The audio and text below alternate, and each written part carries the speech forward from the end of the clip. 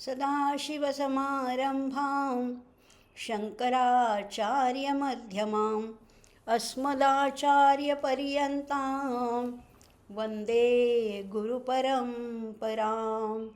श्रुतिस्मृतिपुराणानाम् आलयं करुणालयं नमामि भगवत्पादं शङ्करल्लोकशङ्करं शङ्करं शङ्कराचार्यं केशवं बादरायणं सूत्रभाष्यकृतौ वन्दे भगवन्तौ पुनः पुनः। नमस्कार श्रोतेहो, माधवी रघुवीर या यूट्यूब चॅनलमध्ये आपणा सर्वांचं अतिशय मनापासून सानंद स्वागत करत आहे. स्तोत्र संपदा या उपक्रमाच्या माध्यमातून आपण दर सोमवारी रात्री 8 वाजता भेटतो आहोत आणि एका नवीन स्तोत्राचा परिचय करून घेतो आहे. अशी आपली जवळजवळ 24 स्तोत्र झालेली आहेत. आज 25वे स्तोत्र आहे आणि ज्या स्तोत्राचं नाव आहे वैराग्य पंचक. आपण आद्य जगद्गुरू शंकराचार्यांच्या विविध स्तोत्रांचा परिचय करून घेत असताना अनेक अष्टकं आली आहेत, अनेक षटकं आली आहेत, अनेक पंचकं आली आहेत. अष्टकं म्हणजे 8 कडव्यांचा समूह, 8 श्लोकांचा समूह. षटकं म्हणजे 6 कडवी आहेत. पंचकामध्ये 5 आहेत. अशी आपण अनेक पंचकं पाहिलीत. अगदी कौपीन पंचक आहे, साधना पंचक आहे. आज आपण बघणार आहोत ते वैराग्य पंचक. वैराग्य हा परमार्थाचा अभ्यास आणि वैराग्य. भगवद्गीतासुद्धा सांगते, अभ्यासेन तु कौंतेय वैराग्येण च सिद्ध्यते. ज्याच्याकडे अभ्यास आहे आणि वैराग्य आहे त्याला ही परमार्थाची वाट सुकर होते, सहज शक्य होते असं म्हटलेलं आहे. पण हे वैराग्य म्हणजे नेमकं काय? वैराग्य हा बाह्य आचरणाचा विषयच नाही आहे. वैराग्य म्हणजे बाहेरनं काहीतरी तुम्ही वैराग्याची वस्त्र म्हणजे भगवी वस्त्र धारण केली आहेत किंवा गळ्यामध्ये रुद्राक्षाच्या माळा घातल्या आहेत, अंगाला भस्म फासलं आहे किंवा काय रानावनात राहणं आहे, घरदार सोडणं म्हणजे वैराग्य नाही आहे. मग वैराग्य म्हणजे नेमकं काय आहे? तर वैराग्य ही एक विचारधारा आहे. ती अंतरंगातली जी विचारधारा आहे ती जर का वैराग्यपूर्ण असेल, त्याच्यामध्ये जर का भौतिक गोष्टींचा त्याग आणि परमेश्वराची जर भक्ती असेल तर ते खरं वैराग्य आहे. तरीसुद्धा वैराग्य म्हणजे नेमकं काय हे आम्हाला नीटसं कळत नाही. तर बघा, वैराग्याची एक सुंदर व्याख्या केलेली आहे की समाजातच राहायचं आहे, कुठेही घरदार सोडून जायचं नाही आहे. समाजात राहून, आपल्या कुटुंबामध्ये राहून, कुटुंबातली सगळी कर्तव्य पार पाडत, कुटुंबियांचं भरण पोषण सगळं कष्टाने न्याय्य मार्गाने धन मिळवून समाजाची किंवा राष्ट्राची सेवा करत करत जीवन व्यतीत करणं हे देखील वैराग्यच आहे. त्याच्यासाठी वेगळा वेश, वेगळी भाषा, वेगळ्या साधना करण्याची खरं तर गरजच नाही आहे.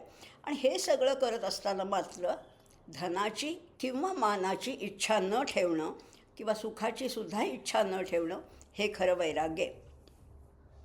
आणखीन एक वैराग्याचा आणखीन एक पैलू आहे की यदृच्छेने प्राप्त होणारं धन मान सुखामध्ये संतुष्टी मानणे. यदृच्छेने, यदृच्छा लाभ संतुष्टो द्वंद्वातीतो विमत्सरः. यदृच्छा म्हणजे काय? भगवत कृपेने जेवढं प्राप्त होईल तेवढं माझं आहे असं मानायचं आणि अधिकाची हाव धरायची नाही. महत्त्वाकांक्षा जरूर असावी, कामं भरपूर करावी, रोज एक उंच पायरी, एक नवी पायरी चढावी हे खरं असलं तरी हाव नको. अधिक अधिक अधिक सुखाची हाव नको, यालासुद्धा वैराग्य म्हटलेलं आहे. आणि दुसरी गोष्ट, हे सगळं करत असताना चित्तवृत्ती ज्या आहेत त्या ईश्वरचरणी स्थिर ठेवायच्या आहेत. ही खरी वैराग्याची लक्षणं आहेत. म्हणजे विषयोन्मुख मन हे सारखं विषयाकडे धाव घेणार आहे. मन हे विषयोन्मुख आहे आणि अशा विषयोन्मुख होणाऱ्या मनाला संसारात राहूनसुद्धा त्याची कशी समजूत घालावी, या संसारात कसं न अडकता राहता येईल हे सगळं या पंचकामध्ये आचार्यांनी सांगितलेलं आहे. म्हणजेच आपल्यासारख्या संसारिकांना, प्रापंचिकांनासुद्धा वैराग्य धारण करता येतो. वेगळं काहीच करायला नको, कुठलीच गोष्ट वेगळी करायला नको. फक्त मनाने सगळ्या गोष्टीचा त्याग करायचा आहे, असं हे विलक्षण सुंदर असं वैराग्य पंचक हे स्तोत्र आहे. त्याच्यामध्ये अनुप्रास आहे, त्याच्यामध्ये यमक आहे, वृत्तींचं वैविध्य आहे आणि त्याच जोडीला भक्ती आहे, ज्ञान आहे, वैराग्य आहे. सगळ्याचा संगम या स्तोत्रात झालेला आहे. आणि म्हणून हे वैराग्य पंचक अतिशय आकर्षक, अतिशय रमणीय असं स्तोत्र आहे. त्याचाच आज आपण अभ्यास करणार आहोत, परिचय करून घेणार आहोत. पूर्वी अशी प्रथा होती, फार पूर्वी. जसं म्हणजे सगळे काही लोक नोकरी करत नव्हते. नोकरी हा शब्द इंग्रजांच्या नंतर आला, ब्रिटिश राजवटीच्या नंतर आपल्या देशात नोकरी हा शब्द प्रामुख्याने दिसायला लागला. पूर्वी आपल्याकडे म्हण होती किंवा असा विचार होता, उत्तम शेती, मध्यम व्यापार आणि कनिष्ठ नोकरी. आता हे सगळं करत असताना जे कवी आहेत, जे विद्वान आहेत किंवा जे यांच्याकडे काही विशिष्ट अशी विद्या आहे, अशांना राजाश्रय मिळायचा. म्हणजे अशांना नोकरी नव्हती, पण त्यांच्या विद्वत्तेचं चीज होण्यासाठी ते राजदरबारी जायचे किंवा काशीला जायचे. मागच्या काशी पंचकमध्ये सुद्धा आपण पाहिलं आहे, विद्वानांची कदर काशीमध्ये व्हायची. आता राजाकडे गेल्यानंतर आपल्या विद्वत्ता त्याच्या पुढे प्रगट केल्यानंतर राजा काहीतरी बक्षीस द्यायचा किंवा त्यांच्या उदरनिर्वाहासाठी भरपूर धन द्यायचा. आणि म्हणून बरेचसे विद्वान, बरेचसे कवी, बरेचसे कलाकार हे सगळे राजाश्रयाकडे जायचे. आणि खरंच आहे, जेव्हा गुणग्राहक प्रजाहितदक्ष राजा असतो, तो विद्वान कलाकार अशा गुणीजनांची कदर करून त्यांना धन, वस्त्र, अलंकार देऊन त्यांची योग्य अशी म्हणजे त्यांचा सत्कार केला जायचा. परंतु कुठल्याही गोष्टीला दोन बाजू असतातच ना. जसे गुणी राजे होते तसे प्रजाहिताकडे अजिबात लक्ष न देणारे अयोग्य दुष्ट राजेसुद्धा होतेच की. मग अशा दुष्ट लोकांकडे, दुष्ट राजांकडे हात पसरणाऱ्यांना या वैराग्य पंचकामध्ये त्यांना शिकवण दिलेली आहे, त्यांना बोध केलेला आहे की असं करू नका, असं करू नका. आणि म्हणून ह्या पंचकामध्ये सांगितलं आहे की हात पसरायचे तर एका भगवंताकडेच हात पसरा, याचना करायचे त्याच्याकडे याचना करा, बाकी इतरांकडे याचना करूच नका. असंच या पंचकात अगदी छोटंसं लहानसं 5 कडव्याचं आणि अतिशय मधुर अशी चाल असलेलं हे स्तोत्र आहे. काय आहे बघूया, सुरुवात करूया. काय स्तोत्राची चाल बघा कशी, आपल्याला जुन्या कवितांची आठवण येईल नक्कीच. काय म्हटलेलं आहे पहिल्या श्लोकामध्ये, शिलंकी मनलं भवेदनलमौदरं बाधितुं पयः प्रसृतिपूरकं किमुनधाकरं सारसम् अयत्नमलमल्पकं पथिपटच्छरं कच्छरं भजन्ति विबुधा बुधा अहह कुक्षितः. प्रत्येक ओळीमध्ये प्रत्येक शब्दावर श्लेष केलेला आहे, श्लेष केला आहे. आणि चालही अतिशय पुन्हा पुन्हा तोच शब्द पण वेगळ्या अंगाने येतो आहे. आणि म्हणून ह्याचं सौंदर्य अधिक वृद्धिंगत होते. आशय तर आहेच आहे, अर्थाकडे तर बघणारच आहोत, पण चालीतच इतकी आकर्षकता आहे, इतकी रमणीयता आहे, मनमोहकता आहे. आणि म्हणून आपण त्याच्यात गुंतून पडतो. बघा काय म्हटलेलं आहे, शिलं किम अनलम भवेत अनलमौदरं बाधितुं. सगळा श्लोक आपण समजून घेणार आहोत, दोनदा घेणार आहोत, कारण एकाच शब्दाचे 2 अर्थ आहेत. औदरम अनलम बाधितुं किम शिलम अनलम भवेत, असा पहिला प्रश्न विचारला आहे. औदरम अनलम, औदर म्हणजे उदरातील, अनलम म्हणजे अग्नी, आपल्याला परिचयाचा शब्द आहे. औदरम अनिलम बाधितुं म्हणजे तो तृप्त करण्यासाठी किम शिलम अनलम भवेत, ते शिल म्हणजे काय म्हणतात, उंच वृत्ती. असं थोडंसं धान्य पुरेसं नाही का? पोटाची खळगी भागवण्यासाठी किती लागतं? पोटाची गरज तरी किती आहे? फार थोडी आहे. आणि म्हणून इथे म्हटलेलं आहे की शिलम अनलम भवेत. शिल ह्याचा अर्थ फार वेगळा इथे. शिल म्हणजे शेतातले सांडलेले दाणे. बघा, शेतकरी जेव्हा ते कापणी करतो, ती कणसं असतात, ती सगळी त्या बैलगाडीत म्हणा, ट्रकमध्ये, ट्रॅक्टरमध्ये भरून बाजारात जेव्हा पोचवतो, हे सगळं करण्याच्या प्रक्रियेमध्ये धान्याचे बरेचसे कण शेतात सांडतात किंवा शेतातून त्या गाडीत भरेपर्यंत अनेक कण सांडलेले असतात. ते काही शेतकरी परत गोळा करत नाही. काही लोक असतात ती त्याच्यावरच आपली गुजराण करत असतात. अशा लोकांना उंछ वृत्ती म्हटलेलं आहे. उंछ म्हणजे सांडलेलं, कुणाच्याही उपयोगाचं नसलेलं, पण ह्यांना पुष्कळ उपयोग होतो. त्या उंछ वृत्ती असे सांडलेले कण या पोटाची खळगी भरण्यासाठी पुरेसे नाहीत का? अनलम आणि पुढे म्हटलेलं आहे अनलम. दोन अर्थ आहेत. अनल म्हणजे अग्नी आणि अनलम, अलम म्हणजे पुरे आणि अनलम म्हणजे पुरेसे नाहीत का, असा प्रश्न विचारला आहे. काय विचारलं आहे बघा, परत बघूया, कारण आपल्याला एका ह्याच्यात समजणार नाही आहे. शिलम की मनलम भवेदनलम औदरम बाधितुम. पोटाचा अग्नी औदरम अनलम बाधितुम, तो संतुष्ट करण्यासाठी शिलम किम अनलम. शिलम म्हणजे ते सांडलेले दाणे पुरेसे नाहीत का, अलम म्हणजे पुरेसे आणि अनलम म्हणजे पुरेसे नाहीत का, असा प्रश्न विचारला आहे. बरं, पाणी तरी किती लागतं माणसाला? पयः प्रसृतिपूरकम किंवा धाकरम सारसम. पयः म्हणजे पयचे दोन अर्थ आहेत, पाणी आणि दूध. पण आता पाणी घेऊया इथे, अगदी कमीत कमी गरजा म्हणून आपण पाणी घेऊया. पयः पाणी किती पुरेसे आहे? ओंजळभर पाणी पुरेसे आहे. एवढंसं एक पसाभर ओंजळभर पाणी. पयः प्रसृती म्हणजे पसा, ओंजळ. पूरकम किमुना धाकरम सारसम म्हणजे बघा असं म्हटलेलं आहे की सरोवरातलं पसाभर किंवा ओंजळभर पाणी समाधान देऊ शकत नाही का? एवढे मोठे घागरबुघर पाणी लागतं का तुम्हाला? एवढंसं पाणी एका वेळच्या तहानेला पुरेसं आहे. एवढीशी थाळी किंवा एवढंसं हातावरचं पोट भरण्या इतकं अन्नसुद्धा पुरेसं आहे. आपण मागच्याच भागात पाहिलं होतं कौपीन पंचकामध्ये की खरंच आहे, एक वितीच्या भुकेस पुरते तळहाताची थाळी. एवढं पुरेसं आहे ना. शिलंकी मनलम भवेदनलमौदरम बाधितुम पयः प्रसूतिपूरकम किमुन धाकरम सारसम. धाकर, धा म्हणजे समाधान.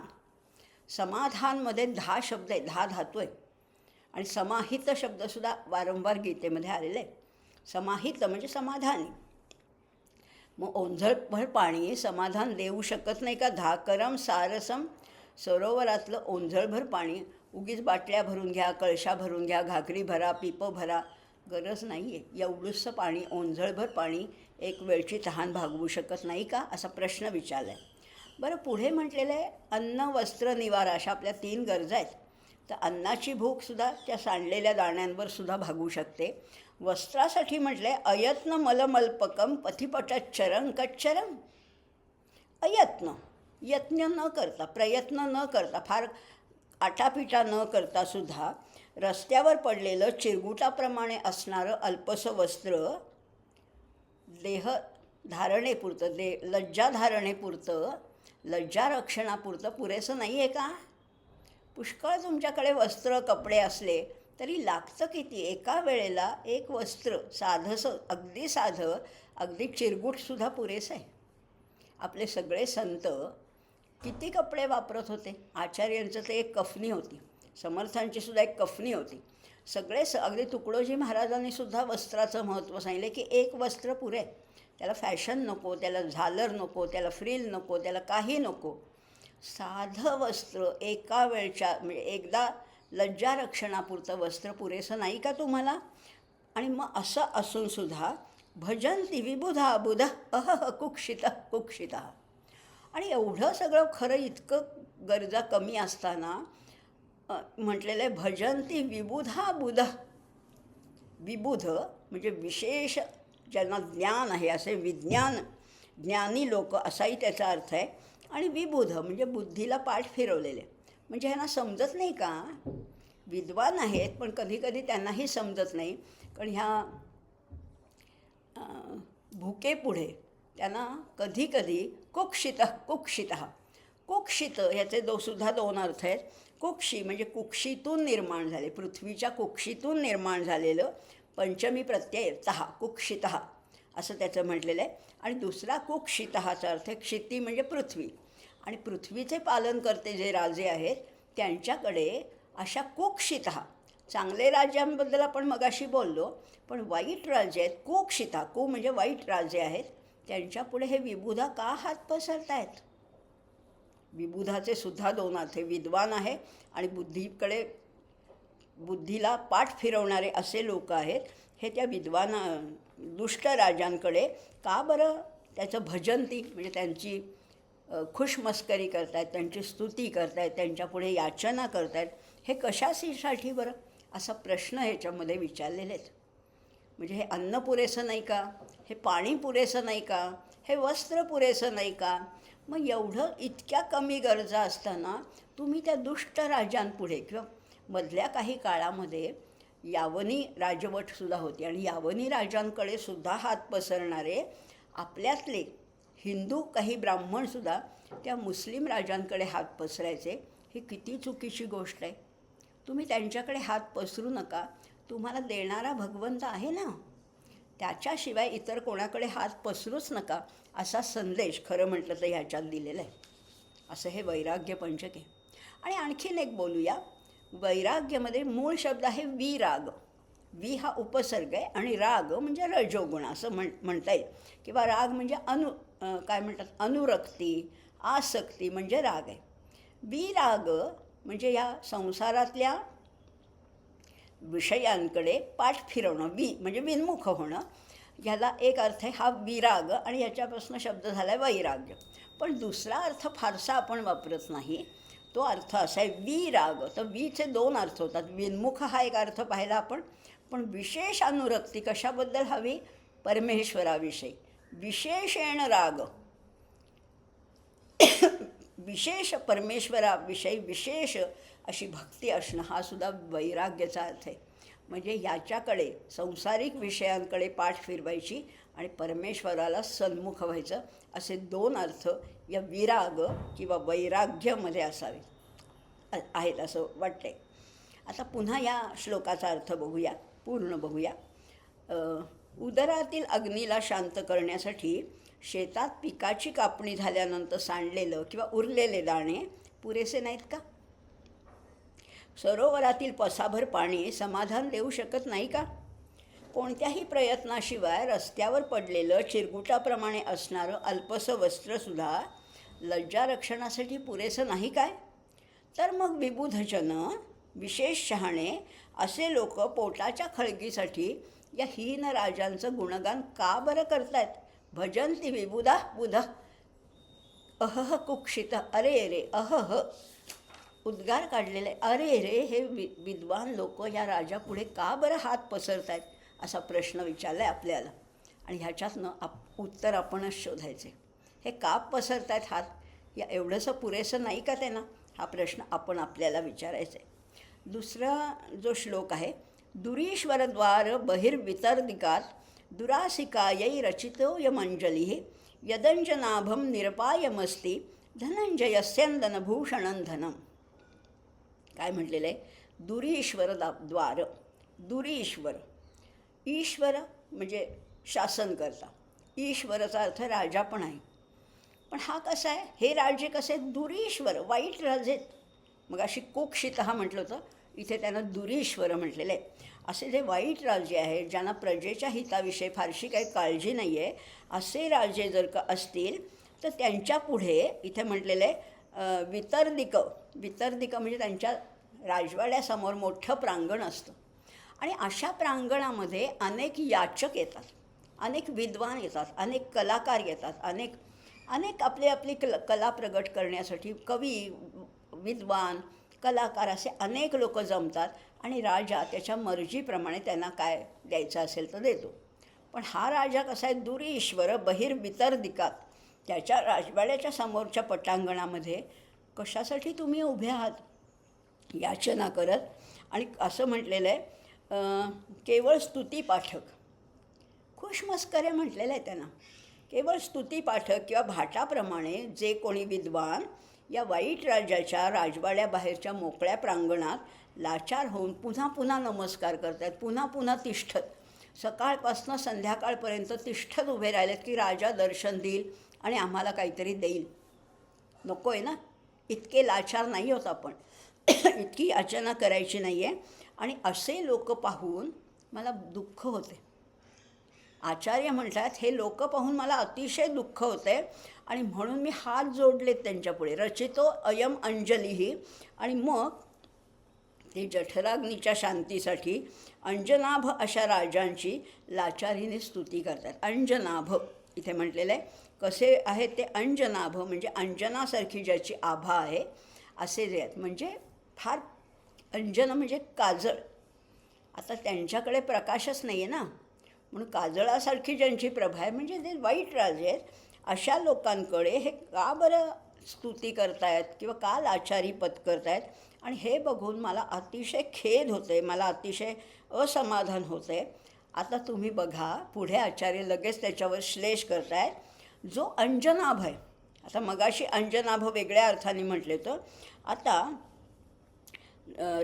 अर्जुनाच्या रथाचं भूषण असणारा जो अंजनाभ आहे, आता इथे वेगळा अर्थ आहे बरं का. इथे मगाशी अंजन आभ असं म्हटलं होतं, आता इथे अंजन नाभी ज्याचे बघा त्याची तो सावळा कृष्ण जो आहे तो कोण आहे. धनंजय स्यंदनभूषणम. धनंजय म्हणजे अर्जुन, त्याचं स्यंदन म्हणजे त्याचा रथ आणि रथाचं वरचं भूषण. जो सारथी आहे तोच रथाचं भूषण आहे. असा श्रीकृष्ण असताना त्यांनी जे धन दिलं आहे धनम ते कसं आहे. निरपायम असती, त्याला हानी नाही आहे, त्याला धोका नाही आहे. असं जे आहे त्याला क्षय नाही, अपाय नाही, हानी नाही. उलट त्यांनी दिलेलं धन वाढतच जातं. मग तुम्ही या राजांकडे कशाला हात पसरताय. वारंवार तोच मुद्दा येतो आहे की वाईट राजांची खोटी स्तुती करू नका. एवढा श्रीकृष्ण आहे ना आपला, सावळा श्रीकृष्ण आहे, जो अर्जुनाच्या रथाचं भूषण असणारा श्रीकृष्ण आहे. तो जे धन देतो त्याला क्षय नाही आहे, त्याला हानी नाही आहे, त्याला अपाय नाही आहे. असं धन प्राप्त करा. उगीच या राजांची स्तुती करून नाही त्या गोष्टींच्या मागणीसाठी लाचार होऊ नका असं वारंवार आचार्य सांगत आहेत. 2 श्लोक झाले आपले. पुढे 3ऱ्या श्लोकात म्हणलेले काचायनीचम कमनीय वाचा मोचा फलस्वाद मुचा न याचे दया कुचेले धनदत्त कुचेले स्थिते कुचेले श्रितमा कुचेले. काय फार सुंदर चाल आहे, शब्द फार सुंदर आहे. काय म्हटलेलं आहे. काचाय, काचखंडासारखी रत्न आहेत खरं म्हटलं तर. रत्न ज्याला आपण म्हणतो अगदी हिरे माणिक आणखीन पाचू, खरं म्हटलं तर हे काचेचे तुकडे आहेत. काचाय नीचम कमनीय वाचा. असं काच म्हणजे आपण प्रेशस स्टोन्स म्हणतो त्याला, मौल्यवान रत्न. वस्तुतः ते तुकडेच आहेत, दगडाचे तुकडे आहेत, फक्त रंगीत आहेत एवढंच. मग आता असं म्हटलेलं आहे कमनीय वाचा म्हणजे अतिशय मधुरवाणी आहे. मोचा फल स्वाद मुचान याचे. मोचा फल म्हणजे रंभाफळ ज्याला म्हणतात ना, केळ जे आहे, केळाच्या फळाचा स्वादसुद्धा ज्याच्यापुढे फिका पडेल अशी माझी वाणी आहे. कमनीय वाचा दया कुचेले धनदत्त कुचेले असं म्हटलेलं आहे. चैल म्हणजे वस्त्र आणि कुचैल म्हणजे खराब फाटकं वस्त्र धारण करणारा तो भिकारी. दया कुचेल. आता हा कसा आहे, श्रीकृष्ण कसा आहे, भगवान विष्णू कसा आहे. दया कुचेले म्हणजे दयेचा सागर. आता बघा कुचेल शब्दावर सुद्धा श्लेष केलेला आहे. हा कसा आहे, दयेचा सागर आहे आणि पृथ्वी ही सागर रूपा वस्त्राने वेढलेली आहे. आपण म्हणतो ना समुद्र वसने देवी पर्वतस्थन मंडले. हे समुद्राचं झळझळणारं झुळझुळीत वस्त्र या पृथ्वीने धारण केलेलं आहे. असा हा दया कुचेल आहे. हा दयेचा सागर असणारा विष्णू हा श्रीकृष्ण, याच्याकडे याचना करा, बाकी कुणाकडे करू नका. आता बघूया प्रत्येक शब्दाचा अर्थ पाहिला आपण. आता श्लोकाचा अर्थ काय आहे. पिकलेल्या रंभाफळाचा स्वादसुद्धा, रंभाफळ मोचाफल असं म्हटलेलं. मोचाफल म्हणजे रंभाफल. पिकलेल्या रंभाफळाचा स्वादही ज्याच्यापुढे फिका पडेल. आता केळं तर गोड असतं आपल्याला माहिती आहे. अशा पिकलेल्या केळ्याचा स्वादसुद्धा माझ्या वाणीपुढे फिका पडेल. इथे माझ्या वाणीचं कौतुक नाही आहे, आचार्य स्वतः म्हणत आहेत माझ्या वाणीपुढे फिका पडेल, कारण माझी वाणी कुणापुढे लीन होते आहे. बघा आता इथे म्हटलेलं आहे अशा मधुर वाणीने मी कुणाची स्तुती करावी, कुणाची करावी. हिरे माणके रत्न याच्यासारख्या तुच्छ धनासाठी या नीच राजांची मी स्तुती करावी. नाही नाही नाही नाही, हा माझ्या वाणीचा दुरुपयोग आहे. माझ्या वाणीचा चांगला उपयोग, सदुपयोग कशासाठी असणार आहे? जो दयेचा सागर आहे, कुबेरही ज्याच्या पुढे फिका पडेल, दरिद्री ठरेल, असा जो श्रीमान आहे. कोण आहे श्रीमान? भगवान. भगवान श्रीहरी विद्यमान असताना आम्ही नीचांची याचना का करावी? दया कुचेले, धनदत्त कुचेले, स्थिते कुचेले, श्रितमा कुचेले. कुचेल शब्दावर पुष्कळ श्लेष केलेला आहे. लक्ष्मी देखील याच्या चरणकमलांचा आश्रय करून राहते. जो स्वतः पृथ्वीचा अधिपती आहे, अशा श्रीकृष्णाचा फक्त आम्ही आश्रय घेतो. आम्हाला बाकी राजांची पर्वा नाही. आणि अशा दुष्ट, नीच, वाईट राजे तर आम्ही त्यांच्यापुढे हात पसरणारच नाही. आमचा दाता कोण आहे? तो राम आम्हाला देतो. आम्ही काय कुणाचे खातो रे? तो राम आम्हाला देतो. अशी भावना असेल तर उगीच याच्या त्याच्यापुढे आम्ही हात पसरणारच नाही. कारण हे सगळं जे धन आहे ते अशाश्वत आहे. अन्याय मार्गाने मिळवलेलं धन कधीच टिकत नाही. मग आम्ही हात पसरणार ते फक्त इतरांपुढे हात पसरणार नाही. हात पसरायचाच झाला तर त्या श्रीहरीपुढे, त्या श्री विष्णूपुढे हात पसरू आम्ही, असं एक खात्री दिलेली, असा एक विश्वास ह्याच्यामध्ये दिलेला आहे. चौथ्या कडव्यामध्ये म्हटलेले, क्षोणी कोण शतांश पालन खलत, दुर्वार गर्वानलच, क्षुभ्य क्षुद्र नरेंद्र चाटुरचना, धन्याम मन्यामहे, देवं सेवितुमेव निश्चितुमहे, सुयोसौ दयालुः परा, ध्यानामुष्टिमुचे कुचेल मुनये, धत्ते सवित्तेशताम. काय म्हटलेले बघा, शब्द इतके वेगळे वापरलेत ना. क्षोणी कोण, क्षोणी म्हणजे पृथ्वी, तिच्या एका कोपऱ्यात. पृथ्वी केवढी आहे, त्याच्या एका कोपऱ्यात काय चाललं आहे आपल्याला पत्ताही लागत नाही. क्षोणी कोण शतांश पालन खलत, त्याच्या शतांश भूमीचे पालन करणारा एक राजा. किती क्षुल्लक आहे बघा. विश्व हे ब्रह्मांड केवढं विशाल, त्याच्यातली आमची पृथ्वी ही आकाशगंगा आदी केवढी विशाल, त्याच्यातला एक लहानसा ग्रह म्हणजे एक पृथ्वी ही एक अतिशय लहानशी वस्तू आहे. या पृथ्वीच्या एका कोपऱ्यातल्या त्याच्याही शतांश भागातला एवढ्याशा भूभागावर राज्य करणारा एखादा राजा तो किती क्षुद्र असेल. पण तरीसुद्धा दुर्वार गर्वानलक्षुभ्यत म्हणजे निवारण करता येणार नाही अशा गर्वाचे जो फुतकार टाकतो, जो सर्पासारखा आहे. धन पुष्कळ आहे पण नागोबासारखा त्या धनावर बसलेला आहे आणि कशाचे फुतकार टाकतोय तो? गर्वाचे फुतकार टाकतोय. मी असा, मी तसा, मी किती सत्ताधीश आहे वगैरे असे फुतकार टाकणारा असा राजा आहे. अशा राजांवर तुम्ही स्तुतीपर रचना रचताय. विद्वानांना प्रश्न विचारला आहे, विद्वानांना फटकारलं आहे. अशा एखाद्या क्षुल्लक राजावर तुम्ही स्तुतीसुमनं उधळताय आणि अशा म्हणजे ही खोटी चापलुसी करून स्वतःला धन्य मानताय. पण असं करू नका. जो खरोखर दयाळू आहे, जो सनातन आहे, जो कसा आहे धानामुष्टी. कथा आपल्याला माहिती आहे. धान म्हणजे पोहे. धान म्हणजे खरं धान्य आहे पण इथे पोहे. आणि किती पोहे? मुठभर पोहे. मुठभर पोह्याच्या बदल्यामध्ये ह्या द्वारकाधीश अशा श्रीकृष्णाने आपला प्रिय मित्र सुदाम्याला किती श्रीमंत करून सोडलं होतं. हा इतका तुमच्या पाठीशी असताना तुम्ही नाही त्या राजांकडे काय भीक मागताय, काय याचना करताय? कुचेल मुनये, फाटके कपडे घालणारा जो आता कुचेल शब्दावर किती आलं आहे बघा. कुचैल म्हणजे खराब कपडे, पण इथे फाटके कपडे घेऊया. असा सुदामा आहे, त्यालासुद्धा काय केलं आहे? धत्तेस वित्तेशताम, त्याला वित्तेश करून सोडलेलं आहे. त्याला अतिशय धनवान श्रीमंत करून कुबेराचं इतकं भांडार त्याला दिलेलं आहे.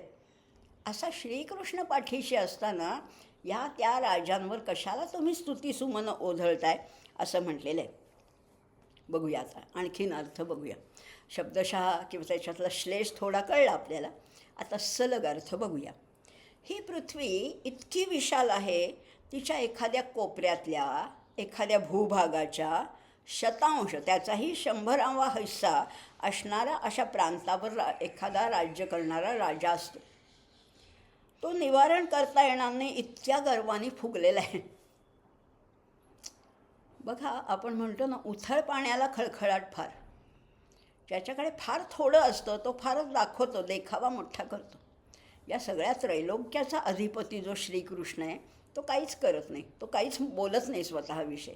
आणि एखादा लहानसा राजा स्वतःबद्दल इतके गर्वाचे फुचकार टाकत असतो असा तो आहे, गर्वाने फुगलेला आहे आणि दर्पोक्तीचे फुचकार टाकतोय.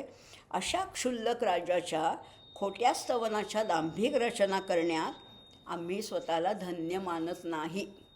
आम्हाला नकोच. तुम्ही भिरकावलेली एखादं काय हिऱ्याचा कंठा असेल, एखादं भरजरी वस्त्र असेल, अशासाठी आम्ही नाही रचना करणार. अशासाठी स्तुतीसुमनं आम्ही नाही उधळणार. अशा ह्याच्यात आम्ही स्वतःला धन्य मानत नाही. आम्ही कुणाची स्तुती करतो? आम्ही केवळ दयाळू असणाऱ्या परमेश्वराचीच चाकरी करण्याचा निश्चय केला आहे. त्याने नाही का, आता पुढे म्हणलं आहे, त्याने नाही का त्या मुठभर पोह्याच्या बदल्यात सुदामाला कुबेरता दिली, संपन्न केलं. असा कुचेल मुनई असा सुदाम आहे. त्यालाही श्रीमंत करणारा हा भगवान श्रीकृष्ण आहे. फक्त आम्ही त्याची याचना करतो, बाकी कोणाची नाही. फटकारलेले करू नका. कोणत्याही राजाची उगीच स्वतःच्या फायद्यासाठी, स्वतःच्या लाभासाठी खोटी स्तुती करू नका असं म्हटलेलं आहे. मागेसुद्धा आपण एकदा बोललो होतो एका कवीलासुद्धा. अशाच एक कवी होता आणि त्याने अनेक राजांकडे गेला पण त्याला काहीच मिळालं नाही. तेव्हा त्याने अतिशय निराश होऊन, आणि तो जेव्हा परत येत होता त्या राजाकडनं रिकाम्या हाताने, तेव्हा एका वनामध्ये एक हरिण असं बागडताना त्याला दिसलं. त्याला असं वाटलं की या हरणाचं बरं आहे नाही का, कुणापुढे हात पसरायला नको, कुणाची खोटी स्तुती करायला नको, कुणाच्याकडे पुढे तोंड वेंगाडायला नको. या हरणाचं काय छान आयुष्य आहे, असं जीवन असावं, स्वच्छंदी जीवन. तेव्हा त्यांनी एक सुभाषित रचलेलं होतं. मागे बोलली मी आपल्याशी, पण परत सांगते. यद्वक्त्रं मुहुरिक्षसेन धरिणां ब्रूषेण चाटुन् मृषा नैवांगर्ववच शृणोषि न च तान् प्रत्याशया धावसी. काय कोवळं गवत खातोस आणि निद्रासी निद्रागमे. तर तू मला आता हे सांग हरणा, की तू कुठली तपश्चर्या केलीस रे, तुला असं हे छान जीवन मिळालं आहे. तुला यत वक्त्रम मुहुरिक्षसेन धरिणां, त्या धनिक लोकांचं तोंड तुला बघावं लागत नाही, त्यांच्यापुढे तुला तोंड वेंगाडावं लागत नाही, त्यांची खोटी स्तुती करायला लागत नाही, त्यांच्या मागे मागे धावायला लागत नाही. तुझं बरं आहे. वेळ काले खादसी, त्यामुळे वेळ झाली की तू कोवळं गवत खातोस, झोप आली की झोपतोस. तुझं आयुष्य किती छान आहे, मला का नाही बरं असं आयुष्य मिळालं, असं एक निराश झालेला कवी बोलतो. असं मागे पाहिलं होतं, आजही तेच आहे. नाहीतरी आपण ज्या पैशासाठी धावाधाव करत असतो तो पैसा किती टिकणार आहे? अशा दुष्ट लोकांची चाकरी करून काय मिळतं का समाधान? पैसा मिळत असेल कदाचित, पण पैसासुद्धा कसा आहे? असं म्हटलेलं आहे, अर्थानाम अर्जने दुःखम अर्थानाम रक्षणे दुःखम आये दुःखम व्यये दुःखम धिक अर्थान कष्ट संश्रितान. काय म्हटलेलं आहे? पैसा अर्थ हा सगळ्या अनर्थाचं मूळ आहे, हो की नाही? पैशाच्या पाठोपाठ अनेक वाईट गोष्टी तुमच्या घरात शिरत असतात. पैसा नको असं नाही, पण जरुरीपेक्षा, आवश्यकतेपेक्षा जास्त पैसा झाला की वाईट गोष्टी शिरल्याच तुमच्या घरात. अलक्ष्मी येते. लक्ष्मी आहे तोपर्यंत ठीक आहे, लक्ष्मीच्या पाठोपाठ चोर पावलाने अलक्ष्मी येते. आणि म्हणून असं म्हणलेलं आहे, अर्थानाम अर्जने दुःख. पैसा मिळवण्यात किती कटकटी आहेत, किती कष्ट आहेत. त्यामुळे अर्थानाम अर्जने दुःखम अर्थानाम रक्षणे दुःखम. रक्षण करण्यामध्ये, पैसा रक्षण करण्यामध्ये सुद्धा दुःखच आहे. तिजोऱ्या करा, त्याला लॉक लावा, त्याचं काय पासवर्ड वेगळा ठेवा, बँकेमध्ये लॉकर ठेवा, किती खटपटी आहेत. अर्थानाम अर्जने दुःखम अर्थानाम रक्षणे दुःखम आये दुःखम व्यये दुःखम. येण्याचंही दुःख आहे, खर्च करण्याचंही दुःखच आहे. इन्कम टॅक्सचा म्हणा, वेल्थ टॅक्सचा म्हणा, तुमच्या मागे ससेमिरा लागतो. त्यामुळे मिळवण्यात दुःख आहे, तसं खर्च करण्यातही दुःख आहे. मग कशासाठी? धिक अर्थान, ह्या अर्थाचा धिक्कार असो, पण तो कसा आहे? कष्ट संश्रितान.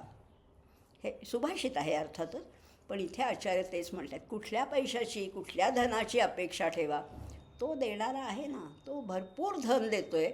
हे धन नाही, पैशाच्या स्वरूपातलं नाही, पण त्याच्याकडे मागा, त्याच्या कृपेचं प्रसाद तो आपल्याला देतो आहे असं म्हटलेलं. शेवटचं कडवं बघूया.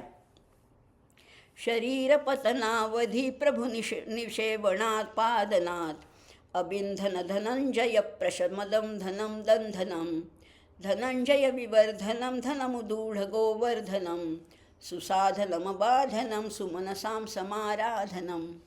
काय गोड म्हटलेलं आहे. काय म्हटलेलं आहे? शरीर पडेपर्यंत. शरीर कधी ना कधीतरी त्या मृत्यूच्या तावडीत सापडणारच आहे. शरीर पतन होणार आहे.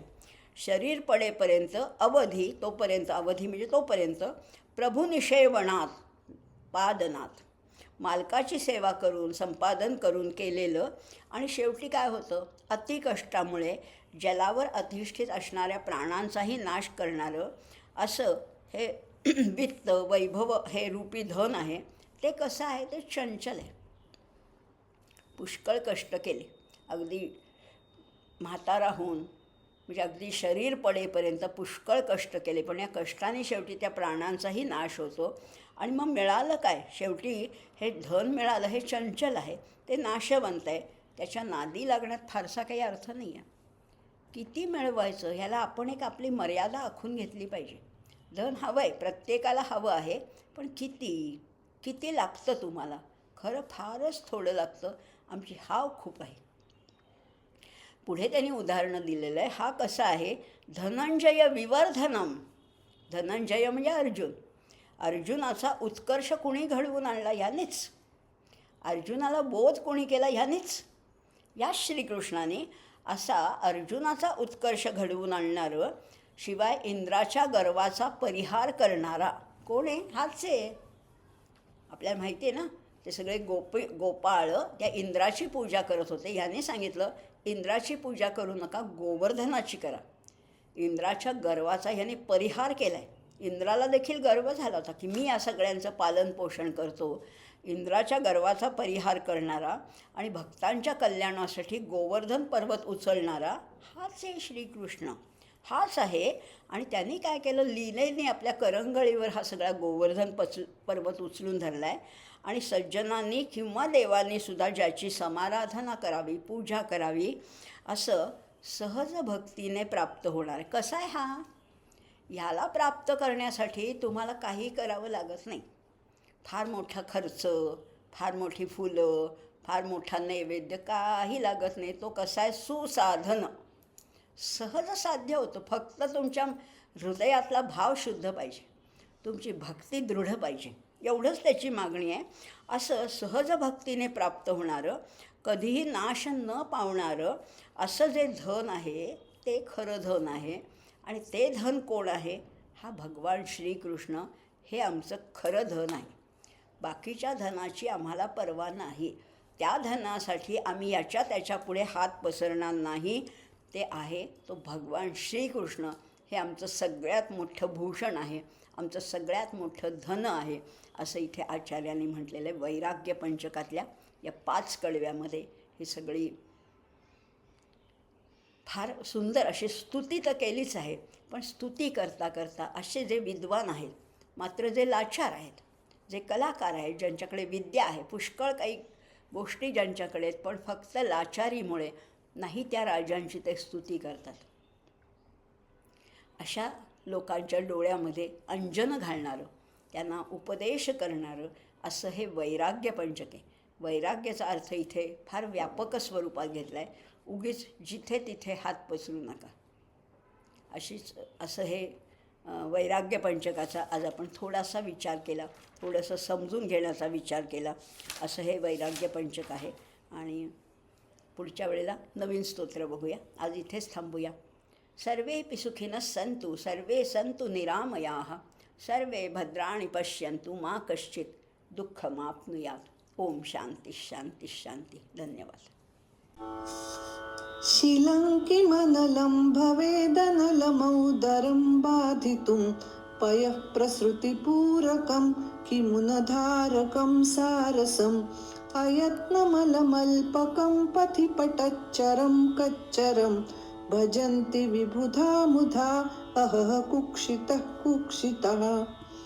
दुरीश्वरद्वार बहिर्वितरदिका दुरासिकायै रचितोऽयमञ्जलिः यदञ्जनाभं निरुपायमस्ति नो धनञ्जयस्यन्दनभूषणं घनं काचायनीचं कमनीयवाचा मोचाफलस्वादमुचानयाचे दयाकुचेले धनदत्कुचेले स्थिते कुचेले श्रियमाकुचेले क्षोणिकोणशतांशपालनखलद् दुर्वारगर्वानल क्षुभ्यत् क्षुद्रनरेन्द्रचाटुरचनां धन्यां न मन्यामहे देवं सेवितुमेव निश्चिनुमहे योऽसौ दयालुः पुरा दानामुष्टिमुचे कुचेलमुनये धत्ते स्म वित्ते शताम् शरीरपतनावधि प्रभुनिषेवणापादन दविन्धन धनञ्जय प्रशमदं धनं दन्धनं धनञ्जय विवर्धनं धनमुदूढगोवर्धनं सुसाधनमबाधनं सुमनसां समाराधनम्